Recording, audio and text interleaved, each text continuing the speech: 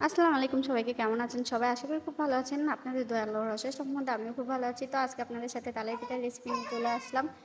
তো এখন যেহেতু তালের সিজন, সব জায়গায় তাল পাওয়া যাইতেছে, সেজন্য আজকে আপনাদের সাথে তালের পিঠার রেসিপি নিয়ে চলে আসলাম। তো আমি প্রথমে তালের থেকে ভালো করে রস বের করে নিয়েছি, তারপর রসের সাথে ভালো করে চিনি মিক্স করে নিয়েছি। তারপর আমি দিয়ে দিচ্ছি চালের গুঁড়ি রসের সাথে কতটা লাগবে আমি বুঝে শুনে দিচ্ছি।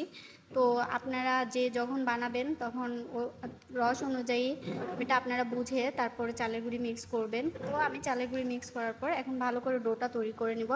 তো আমি আস্তে আস্তে ভালো করে ফেটিয়ে ডোটা তৈরি করে নিব। আমি একটু পানি দিয়ে দিলাম। তো আপনাদের লাগলে দিবেন, না লাগলে দিবেন না। তারপর ভালো করে দেখেন ব্যাটারটা কীভাবে তৈরি করলাম। এখন আমি একটা কড়াইয়ে ভালো করে তেল দিয়ে দিলাম। তেল গরম হয়ে যাওয়ার পর আমি দেখুন এই শেপে পিঠাগুলো ভেজে নিচ্ছি। তো আপনাদের যার যেমন ইচ্ছা তেমনভাবে পিঠাগুলো ভেজে নেবেন। তা আমি এখন লাল লাল করে পিঠাগুলো ভেজে নিব। তো তেল একদম গরম হওয়ার পর পিঠাগুলো দিবেন। এখন দেখেন পিঠাগুলো আমি আস্তে আস্তে ভেজে নিচ্ছি। এই যে দেখেন আমার